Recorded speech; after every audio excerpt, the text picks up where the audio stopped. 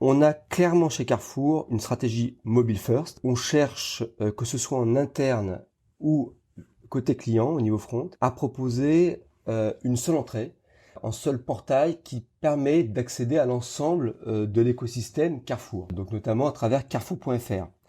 Bien sûr, tout en ayant cette logique mobile, on veut que toutes nos solutions restent responsives, à savoir compatibles aussi tablettes et PC pour s'adapter aussi à tous les supports de nos clients. Pour s'adapter à nos clients, on essaye maintenant d'aller de plus en plus avec une offre clusterisée. Pour cela, on s'aide beaucoup de l'intelligence artificielle et notamment d'un partenariat fort que nous avons avec Google.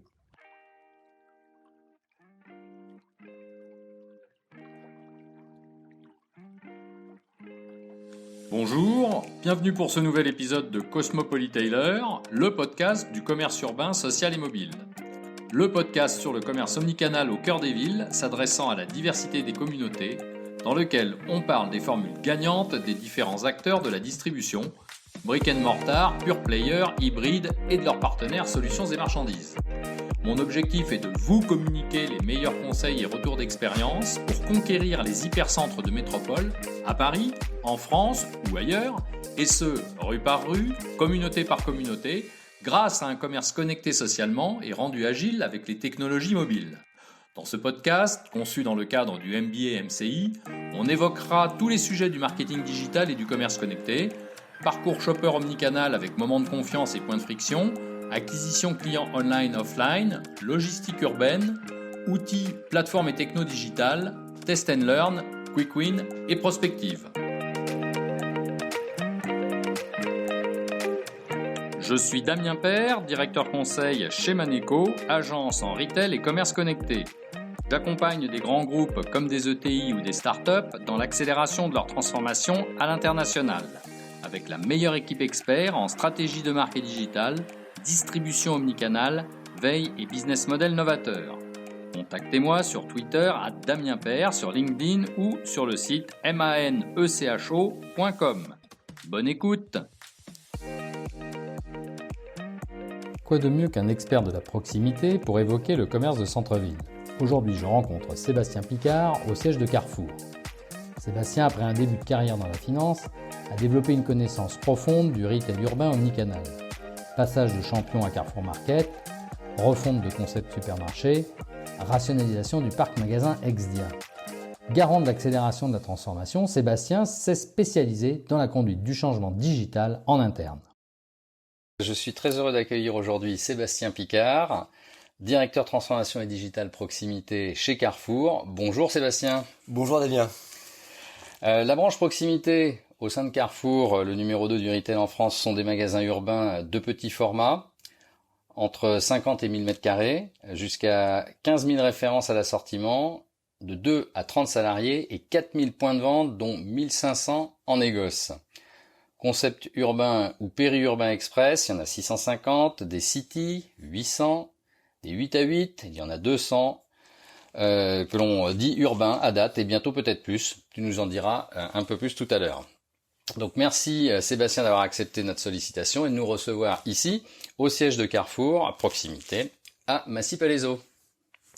Eh bien, tu es le bienvenu Damien. Sébastien, ma première question, est-ce que tu peux nous présenter Carrefour Proximité en quelques mots et chiffres? Alors Carrefour Proximité, c'est le premier réseau national de proximité alimentaire français.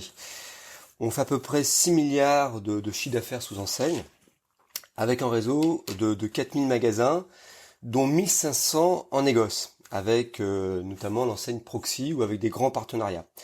Et le reste, c'est de la franchise ou de la location-gérance. On a des enseignes cœur de marché qui sont assez connues et qui nous font 95% de notre chiffre d'affaires. Contact, City, Express. Mais nous exploitons aussi plein d'autres enseignes. Alors 8 à 8, tu l'as cité, Carrefour Bio, Carrefour Montagne, Bonap, Bon Appétit par exemple. C'est un réseau qui est très dynamique, avec une forte expansion. D'ailleurs, tu as peut-être entendu la semaine dernière Alexandre Bompard, qui lors de la communication des résultats 2019, a confirmé l'objectif de 2700 ouvertures de magasins de proximité dans le monde à horizon 2022. Et là-dedans, en France, on va avoir une part aussi très très contributive avec plus de 1000 créations prévues. D'accord. Effectivement, c'est un sacré challenge. Est-ce que tu peux nous dire, Sébastien, sur ce qui est transformation et digital proximité, en quoi consiste ta mission? Alors, j'ai d'un côté une mission de pilotage de services en proximité. J'ai sous ma coupe l'omnicanalité, l'IT, l'orga-méthode, la supply et les services techniques. Mais j'ai aussi une casquette plus transversale pour accélérer la transformation de la proximité, que ce soit au niveau technologique, business, humain, pour rendre une entreprise plus lean. On parle beaucoup d'organisation apprenante, ça nous concerne aussi, plus efficiente, qui saura s'appuyer de ces nouveaux outils technologiques. Alors, il y a une vraie démarche chez Carrefour d'acculturation digitale, et c'est un défi qu'on a, je crois, comme beaucoup d'entreprises, de réconcilier toutes sortes de populations plus ou moins à l'aise avec cette accélération et plus ou moins à l'aise avec ces nouveaux outils collaboratifs. Oui, effectivement, et c'est tout l'enjeu des sociétés aujourd'hui. Si je te dis planification urbaine massive, restriction de circulation, changement de mode de transport, communautarisme et nouveaux particularismes de consommation, digitalisation de la ville, ça t'évoque quoi? Alors, quels sont les enjeux du commerçant de demain dans le monde et en France? Alors quand tu me dis tout ça, j'ai l'impression que tu me parles du plan de prévention du coronavirus en termes de mesures de prévention. Non, plus sérieusement, ce qui est une vérité que l'on connaît tous et moi, c'est que la ville bouge. Elle bouge par la réglementation, elle bouge par des démarches de plus en plus prégnantes de développement durable, comme par exemple réduire les nuisances sonores, la pollution, mieux piloter la croissance des flux routiers. Et nous devons nous adapter à ces exigences. Côté client, comme on le voit, le consommateur citadin, il évolue aussi. Nous voyons émerger de nouveaux comportements d'achat, et là aussi, nous devons nous adapter à cette demande. Par exemple, les Français sont de plus en plus connectés, de plus en plus en quête de transparence, de conseils, de simplicité, de divertissement, de gain de temps, de recherche d'offres personnalisées. On voit que les Français profitent de plus en plus des solutions offertes par le digital, et là aussi, nous devons nous adapter.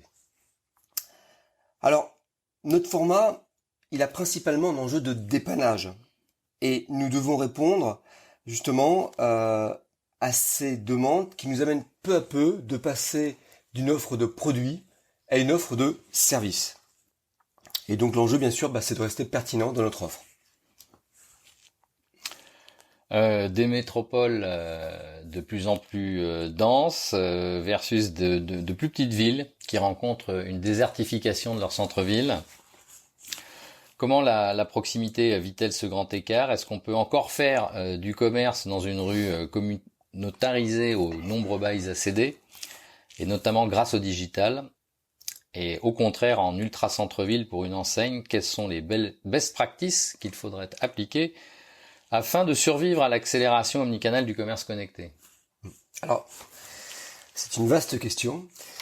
La chance que nous avons en Proximité France, c'est que nous avons un large portefeuille d'enseignes qui nous permet de répondre spécifiquement à différents marchés et à toutes sortes de zones de chalandise. Environnement de bureaux, de flux, de passages comme dans des gares, des zones touristiques, des villes dortoirs, des villages.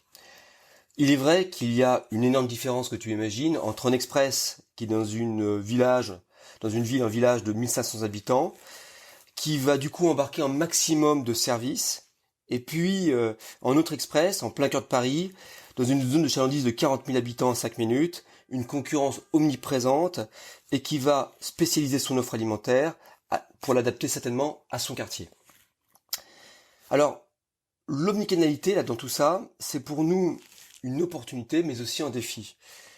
L'idée, c'est de proposer à nos clients des solutions digitales qui vont compléter l'offre au magasin et répondre à ce nouveau dogme client qui est de consommer où je veux, comme je veux, quand je veux. Et c'est à nous, encore une fois, d'apporter des réponses.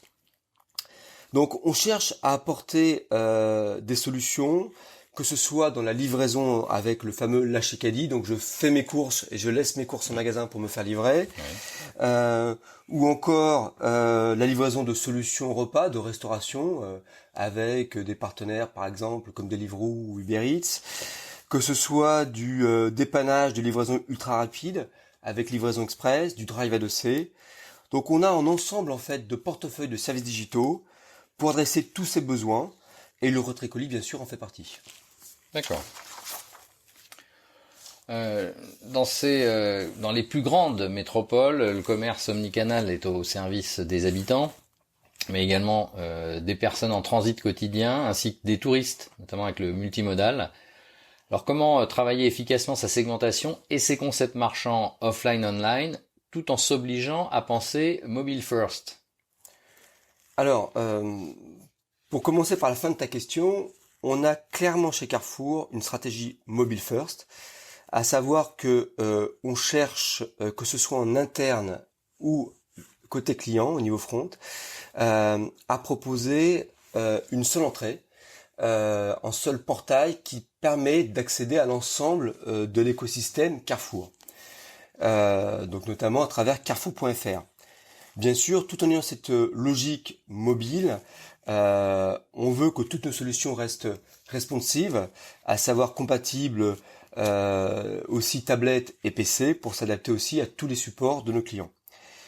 Alors, pour s'adapter à nos clients, on essaye maintenant, quand tu parlais de segmentation, d'aller de plus en plus avec une offre clusterisée. On est de plus en plus loin de la consommation de masse, l'offre de masse qui a fait le succès du retail dans les années 60. Et pour cela, on s'aide beaucoup de l'intelligence artificielle et notamment d'un partenariat fort que nous avons avec Google. Donc nous travaillons avec toutes ces technologies, tous ces partenariats pour affiner de plus en plus l'offre jusqu'au produit au niveau de chaque point de vente. D'accord.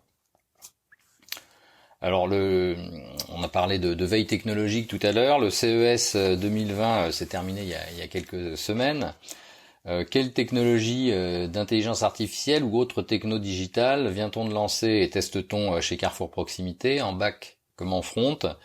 Et sur quelles étapes du parcours client omnicanal te paraît-il judicieux d'investir actuellement pour faire la différence en centre-ville, en cœur de ville? Alors, là aussi ta réponse, ta question, elle est très très très très large. Alors quand on revient sur le dernier CES, mais aussi le dernier NRF, encore plus récent, donc aussi un grand événement à New York. Sur le retail, oui, tout à fait.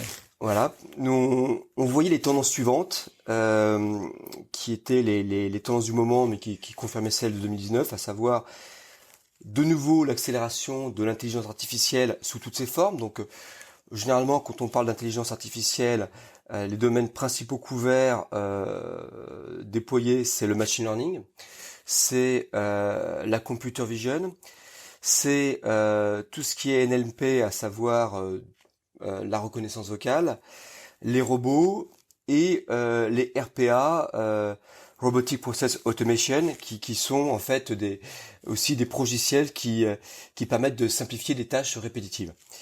Donc on est sur tous ces dérivés de l'intelligence artificielle chez Carrefour. Les autres domaines aujourd'hui de tendance sur lesquels nous sommes aussi présents, c'est aujourd'hui tout ce qui est accélération des solutions supply chain et livraison, avec notamment les fameux robots qu'on voit qui arrivent au niveau des entrepôts pour automatiser la préparation et qui ont d'énormes enjeux de qualité de préparation, de gain de temps et de réduction aussi des frais, notamment en personnel. Et là-dessus, on connaît le meilleur exemple en fait qui est Ocado, qui va bientôt arriver on le sait en France à la fin du premier semestre. On a donc troisième tendance, ce qu'ils appellent le retail augmenté, c'est donc les différentes solutions qui permettent de soutenir notamment le vendeur en magasin, les équipes, grâce en fait à des solutions IT. On a la personnalisation, on en a parlé, hein, comment on apporte de plus en plus une réponse adaptée, personnalisée à chaque personne. On a passé encore une étape, c'est-à-dire qu'on est passé de la masse à des segments, à la clusterisation, à aujourd'hui une réponse individualisée de plus en plus. Et puis des éléments qui nous concernent un petit peu moins, on parle d'impact positif, d'inclusion, qui sont comment on crée un peu plus du lien aussi avec des solutions IoT, avec des clients. Donc pour nous, on est vraiment en fait, on n'a pas fait des choix en fait chez Carrefour, on est vraiment en fait sur tous ces sujets-là. Après, selon les formats, certains sont plus pertinents que d'autres. Pour prendre l'exemple de tout ce qui assiste le vendeur, c'est beaucoup plus pertinent quand tu es aujourd'hui en train de vendre des télévisions dans un hypermarché, où là tu as des gens spécialisés et qui ont besoin d'apporter une réponse très précise à des clients qui sont en demande d'informations pour faire le meilleur choix sur un achat qui est très impliquant parce que avec en prix d'entrée qui est élevé, et puis nos équipes en magasin proximité qui on reste avant tout des épiciers et qui du coup ont besoin avant tout de mobilité au niveau de leur device. Donc on voit qu'on a des réponses adaptées selon la vocation de nos formats. Par contre, on va dire qu'en point commun, c'est que pour arriver à aller sur tous ces nouveaux domaines, il faut déjà avoir une très bonne qualité de données, parce que l'intelligence artificielle, c'est, comme on le sait, la capacité à faire parler la data. Et donc, si tu n'as pas une bonne qualité de données, si tu ne sais pas comment justement coordonner, regrouper cette donnée, et là aussi ça demande des investissements, ça demande des experts qui nous accompagnent, on n'arrivera pas à en exploiter le plein potentiel. Donc chez Carrefour, je pense comme dans beaucoup d'entreprises, c'est un vrai sujet aujourd'hui de comment responsabiliser chaque acteur à cette maintenance de la donnée pour justement pouvoir en exploiter son plein potentiel avec nos clients. Oui, data is everywhere, la donnée est partout et il faut savoir la traiter. Effectivement. De quelle application ou super application dispose le client de Carrefour lorsqu'il fréquente la proximité? Est-ce que c'est seamless, ou on dira sans couture en français, avec les autres canaux? Comment est-elle développée et quels KPIs suivez-vous de près? Alors, comme je te le disais, notre logique, c'est justement de simplifier la vie du client en lui proposant un seul point d'entrée sur carrefour.fr pour accéder à tout l'écosystème Carrefour. Donc là-dedans, tu vas aussi bien pouvoir trouver des fonctions de base comme le magasin qui est à côté de chez toi, ses heures d'ouverture, que le suivi de ta fidélité, que la lecture du dernier catalogue, mais encore, tu peux aller plus loin comme faire de la commande en ligne ou la réservation d'une télé dans un hypermarché. Donc on est sur ce gros travail aujourd'hui de regroupement de tous nos applicatifs sur carrefour.fr. Il n'est pas encore complètement fini. Par exemple, on a des applications comme Livraison Express qui ne sont pas encore sur carrefour.fr, mais l'objectif final, d'ici, je pense, 2 ans maximum, c'est justement d'avoir tout sous le même toit à ce niveau-là. Au niveau de nos indicateurs, de nos fameux KPI, on en a plusieurs en fait qu'on suit selon les applications. Donc on suit bien sûr le chiffre d'affaires, le trafic sur le site, le nombre de commandes, le nombre de clients. On suit aussi le taux de churn et de transformation. Le taux de churn, pour rappel, hein, c'est les clients en fait qu'on perd en cours de route. On a aussi des indicateurs de qualité pour certains concepts, comme par exemple la saturation des créneaux. Parce qu'effectivement, si les créneaux qu'on propose ou je peux me faire livrer sont tous saturés, forcément, c'est important de savoir les moyens qu'on peut se donner pour y pallier. Le taux de commande complète quand on livre des clients, le taux de substitution quand ces commandes il n'y a pas le produit demandé par le client et le produit de remplacement qu'on propose, le remboursement client, et puis bien entendu, et je termine là-dessus, mais c'est certainement le plus important, des indicateurs de satisfaction client, puisque forcément, en client content est un client fidèle, et puis en client mécontent est un client qui finit tôt ou tard par nous quitter. Tout à fait. Et donc l'expérience client en proxy, comment s'énonce-t-elle? Comment se conçoit-elle? Quelles sont ces best practices internationales et éventuellement concurrentielles également qu'on va observer en France? Et va-t-on voir, selon toi, des Amazon Go like, ces magasins sans caisse, fleurir au coin de rue? Et quels enseignements tirer de vos derniers POC? Alors même si nous sommes très discrets chez Carrefour, l'an passé, on a fait plus de 19 tests magasins. Alors, on apprend énormément de choses. Comme tu le sais, il n'y a pas de mauvaise expérience. Et même en projet qui ne délivre pas tout à fait ce qui est prévu, mais d'ailleurs, est-ce qu'aujourd'hui, il y a un seul business plan aujourd'hui qui délivre ce qui est prévu? Je ne sais pas. On apprend beaucoup. Donc, on a testé des enseignes complètement rupturistes de nouveaux marchés, comme Source, dans le Marais, ou encore Bon Appétit, qui est un vrai restaurant qu'on a ouvert l'an passé. Mais bien sûr, de façon un peu plus soft, on a fait évoluer nos enseignes cœur de marché l'an passé. Alors tout cela nous permet d'apprendre plein de choses, donc sur les nouveaux comportements clients par rapport à ces nouveaux produits, ces nouveaux services, leur appétence, les retours sur investissement, la maturité de technologie, et tout ça nous permet chaque fois de retenir, de laisser des choses, de faire évoluer, pour encore une fois être toujours plus pertinent, plus efficient, plus différenciant. C'est vraiment l'objectif. Alors quand tu parles de Amazon Go, on est très discret là-dessus, mais aussi on a notre Amazon Go. Il est ici sur le campus de Massy. D'accord. C'est un magasin qui est sans caisse. Alors avec quelques petites différences avec Amazon Go parce que aujourd'hui on est en Europe.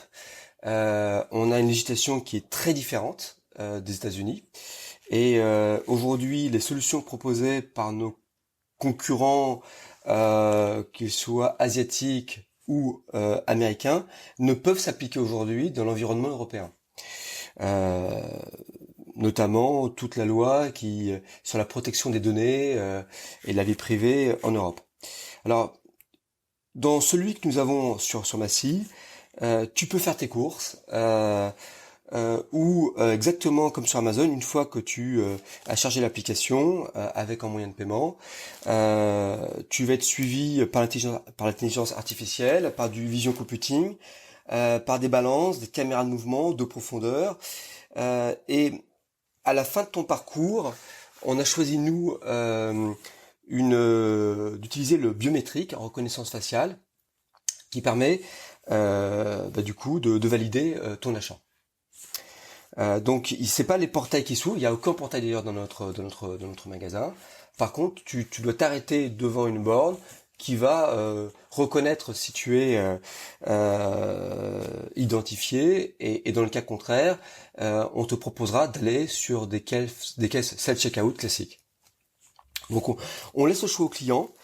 Ce qui est intéressant, c'est qu'on voit aujourd'hui qu'il va falloir du temps avant d'industrialiser. D'ailleurs, je crois que Jeff Bezos avait déclaré qu'il y a de ça 2 ans qu'il ouvrait dans 2 années, qui allait suivre 2000 Amazon Go dans le monde.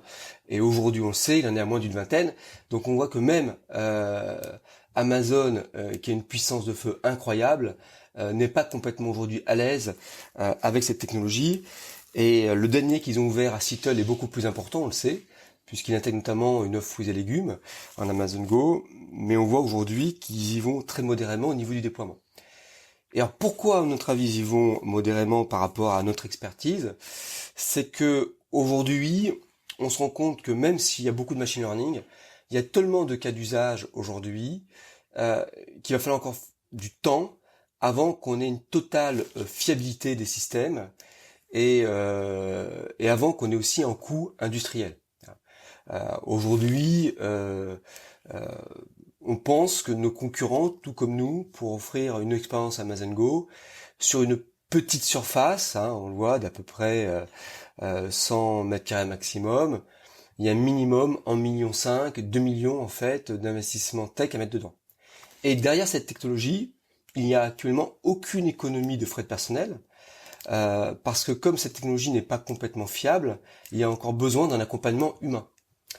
Donc si tu vas dans un Amazon Go, tu verras au minimum autant de collaborateurs que dans un magasin de proximité de même taille. Donc on voit c'est passionnant en termes d'apprentissage, mais il va se passer encore quelques temps avant de pouvoir industrialiser. Et puis, ce qui est assez intéressant, c'est que nous aussi, ce qu'on apprend des comportements des clients, c'est que même au niveau de personnes qui ont plutôt une sensibilité tech, comme les collaborateurs de Carrefour de Massy, on se rend compte qu'aujourd'hui, quand tu as une expérience qui était négative, à savoir voilà, comme on fait des tests, il y a des jours où tu vas faire tes courses, et puis au moment où tu vas valider ton panier sur notre magasin équivalent Amazon, tu vas avoir des articles qui ont été comptés 2 fois, ou un article qui n'a pas été compté. Et on se rend compte que les collaborateurs qui n'ont pas eu une expérience qui a été, comme tu dis, 0 défaut sur la couture, eh bien, une partie d'entre eux, qui est déjà rare, essaie une deuxième fois, mais il n'y a jamais 3 essais. Et donc on voit que finalement demain, si tu veux déployer une solution tech sur un magasin ouvert au grand public, si ton expérience elle n'est pas parfaite, tu n'auras pas de deuxième chance. Donc ça c'est déjà un premier enseignement. Et puis après on se rend compte que en France, je ne sais pas dans quelle mesure ça s'applique aussi au reste du monde, on a aussi de plus en plus de gens en fait qui sont réfractaires aux nouvelles technologies, qui veulent pas être tracés, qui considèrent que le fait d'aller dans un magasin comme celui-ci, c'est détruire de l'emploi. Donc on voit aussi qu'il y a de plus en plus aujourd'hui des postures engagées des clients qui font que je ne suis pas certain que demain on pourra imposer en unique moyen de paiement à des clients. En tout cas, je pense pas rapidement. Oui, effectivement, ça fait partie des gros défis de ces magasins tout technologie. Donc on a dit la donnée est partout, on va la géolocaliser dans la ville et on va la suivre. Alors influence, gestion de la base de carte de fidélité, community management, animation de micro-communautés et suivi de l'engagement sur les réseaux sociaux. C'est un casse-tête, un casus belli pour Carrefour Proxy ? Alors, comme on l'a dit, la donnée est extrêmement stratégique et tout le monde en a conscience et ça fait partie aussi des choses que nous ont appris les pure players. Quand on parle avec nos partenaires de Google, la seule chose, je crois, qui nous envie réellement, c'est justement cette connaissance client, toutes ces données produits que nous avons aujourd'hui chez Carrefour. Une évolution aujourd'hui de notre marketing, aujourd'hui de notre relation client, c'est progressivement d'aller vers un marketing qui est passé, comme je te le disais, de masse à ciblé à personnalisation. Et on est aujourd'hui vraiment à cette nouvelle ère de la personnalisation qu'on essaye d'exploiter pleinement. Pour le suivi des réseaux sociaux, c'est vrai qu'il y a une vraie stratégie maintenant de communication. Ça fait partie en fait des canaux qui sont incontournables pour une enseigne, pour une marque, quand on veut faire le lien avec le grand public. Mais ce travail, il est plutôt chez nous réalisé par le Marketing France dans une approche multiformat. Et du coup, je pense que ce sera intéressant pour toi à l'occasion de faire un prochain podcast avec mes collègues qui sont sur cette partie-là. Volontiers. Alors, du coup, casse-tête ou casus belli ? Je crois que la réponse, c'est les deux, mon capitaine. Parce que effectivement, pour avoir tout le potentiel de la donnée, ça demande une organisation et des moyens qui sont vraiment disruptifs pour nous, parce que je crois que les grandes entreprises historiques, comme Carrefour, les grandes entreprises du CAC 40, n'avaient pas une organisation qui était faite pour travailler l'omnicanalité de façon transverse et travailler de façon partagée la donnée. Donc c'est un défi effectivement à la fois tech, organisationnel, mais je pense que la révolution elle est aussi dans les têtes. Et même si on a fait une bonne partie du chemin, la route va être encore longue. Et comme le disait, je crois que c'était un ancien ministre bérégovois, la route est droite, mais la pente est raide. Oui. Oui, donc effectivement un long chemin encore à mener. On a dit que 2019 était une mauvaise année pour la proximité urbaine. Enfin, c'est même Olivier Dauvers qui l'a dit en tout début d'année. Notamment à cause des 3 critères, accessibilité, choix et tarifs. Alors selon toi, en France, et cela toute enseigne confondue, la proxy urbaine, ça va ou ça va pas ? Alors, c'est vrai qu'il y a un gros débat là-dessus, sur la proximité urbaine. Il y a différents chiffres qui circulent, qui montrent que globalement, je crois que c'est... parce qu'il n'y a pas aujourd'hui énormément d'organismes de mesure, hein, c'est surtout Iris, Ecodip et Kantar. Et donc c'est vrai que c'est difficile en fait de trouver des indicateurs fiables. souvent en plus ce qui est compliqué dans les indicateurs de mesure qu'on voit, c'est que aussi ils n'ont pas évolué avec les nouveaux modes de consommation. Souvent ils suivent les produits de grande consommation. Donc soit les produits transformés, c'est l'épicerie, le liquide, droguerie, parfum, hygiène. Et or aujourd'hui, ils n'embarquent pas souvent les rayons frais traditionnels, comme le fruits et légumes, la charcuterie couple, la fromagerie, la boucherie, le point chaud, ou encore la restauration, qui sont pas très bien tracés. Or, ce sont ces marchés aujourd'hui qui évoluent très favorablement, et on a un vrai transfert des produits de grande consommation vers ces marchés-là. Donc, quand tu as juste en fait la lecture du PGC pour identifier les performances d'un format, tu as forcément dès le départ un biais. Pour revenir sur le marché urbain, par contre, ce qui est vrai, c'est que c'est le marché le plus difficile de la proximité. Alors, quelles sont les explications ? Elles sont multiples. Tout d'abord, il y a une concurrence qui est en forme avec les hard discounters, qui s'appelle maintenant supermarché à dominante marque propre. Les commerces dits traditionnels, les primeurs, les bouchers, les charcutiers, qui reviennent bien après avoir connu, il y a de ça 10-20 ans, une période difficile. Et puis on a une nouvelle forme de concurrence qui arrive spécialement en urbain.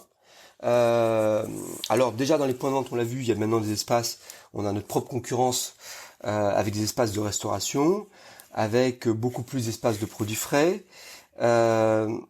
Donc ça c'est déjà une concurrence qu'on se fait à l'intérieur des arbitrages à l'intérieur du point de vente. On a après, hors des points de vente, beaucoup plus de livraison repas à domicile. Je lisais récemment que il y a aujourd'hui plus de 30% des Français qui se font livrer maintenant régulièrement de la restauration chez eux. On a aussi des drive piétons qui se multiplient, des points de retrait. Et là aussi, ça impacte aussi bien sûr la performance des magasins urbains.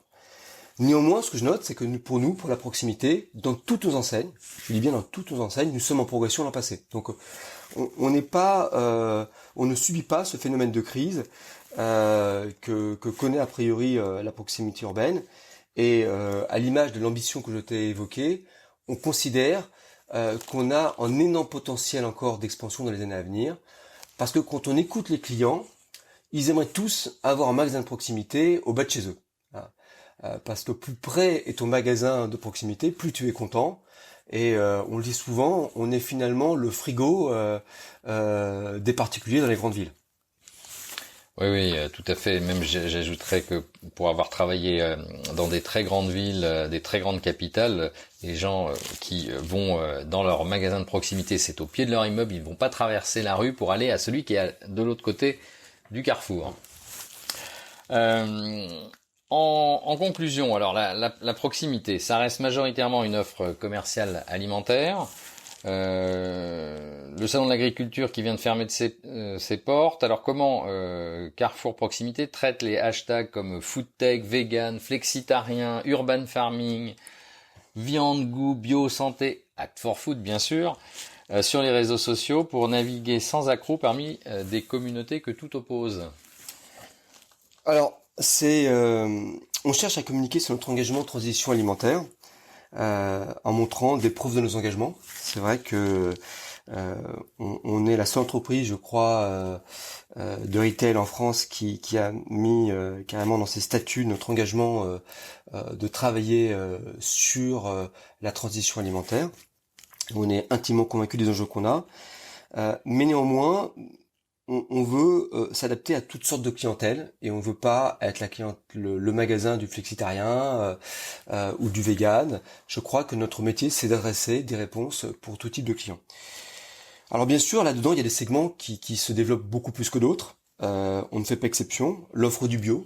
D'ailleurs, on est leader du bio au niveau de Carrefour en France et donc peu à peu nos linéaires prennent une place plus importante pour ces produits bio. Le vegan, le vrac. On a aussi des engagements aujourd'hui pour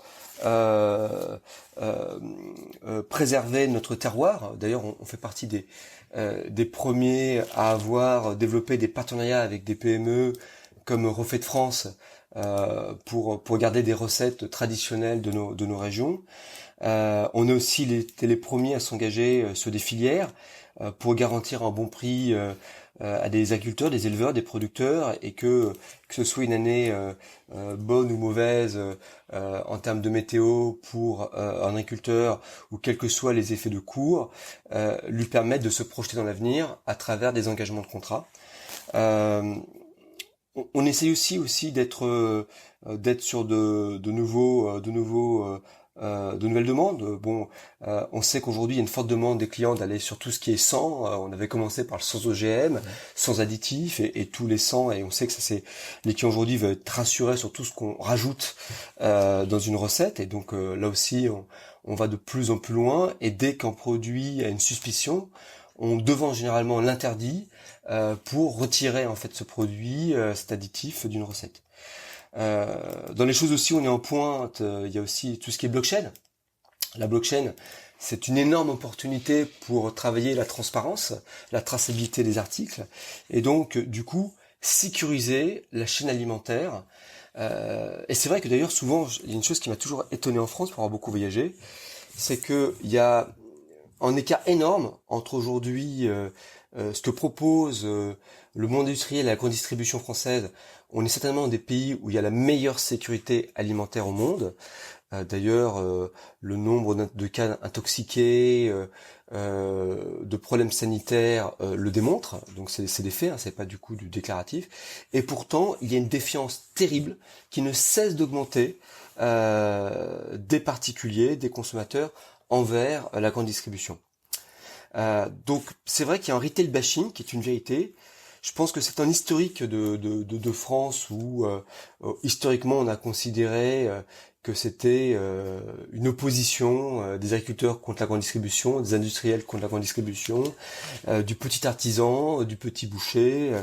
Mais je crois que la vérité est beaucoup plus complexe, et que souvent la grande distribution, elle a eu aussi un rôle pour améliorer la qualité alimentaire, la sécurité et le pouvoir d'achat des Français. Donc je crois que on est aujourd'hui dans un environnement qui est beaucoup moins manichéen, moins noir ou blanc, comme souvent on veut le dépeindre. Et je crois que la grande distribution, même si elle doit aussi évoluer, et on évolue des fois par législation, des fois même par des applications comme Yuka, qui à travers la transparence nous amène à des fois accélérer la refonte de nos cahiers des charges. Mais en tout cas, il y a une vraie volonté en tout cas de répondre aux attentes des clients, tout simplement. Voilà, donc ça c'est un combat en fait que mène notamment Carrefour Proximité. Bien écoute, Sébastien, moi je te remercie de t'être prêté à ce moment de vérité. Merci pour tes éclairages de professionnel. On comprend désormais mieux comment le format proxy urbaine est en complémentarité avec d'autres canaux investit désormais le cœur de ville pour le plus grand bénéfice de ses clients. Merci Sébastien, directeur transformation et digital proximité, de nous avoir reçus chez Carrefour. Merci à toi Damien. Comme je te l'ai expliqué, c'était aussi mon premier podcast, donc c'était aussi une belle expérience. Et puis c'est vrai que les sujets qu'on a traités ensemble sont des sujets passionnants, parce que effectivement en quelques minutes on a montré les nombreux défis qu'il nous faut adresser tout de suite et pour réussir demain à encore une fois accompagner nos clients dans leurs courses du quotidien. Merci Sébastien. Merci Damien.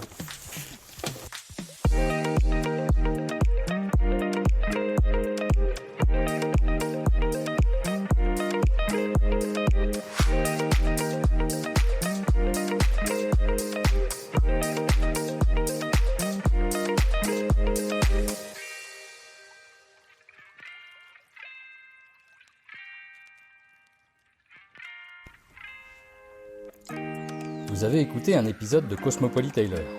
Merci de le partager à 3 personnes autour de vous, de vous inscrire au podcast sur votre smartphone et de mettre une note 5 étoiles avec votre commentaire d'encouragement. Cela m'aidera à émerger dans les rankings. Aussi, si vous me laissez votre email sur Twitter, @DAMIENPEYRE, je vous enverrai le prochain épisode ainsi que notre lettre de veille. Pour finir, Vous avez des besoins en accompagnement stratégique et opérationnel digital de vos Comex Retail?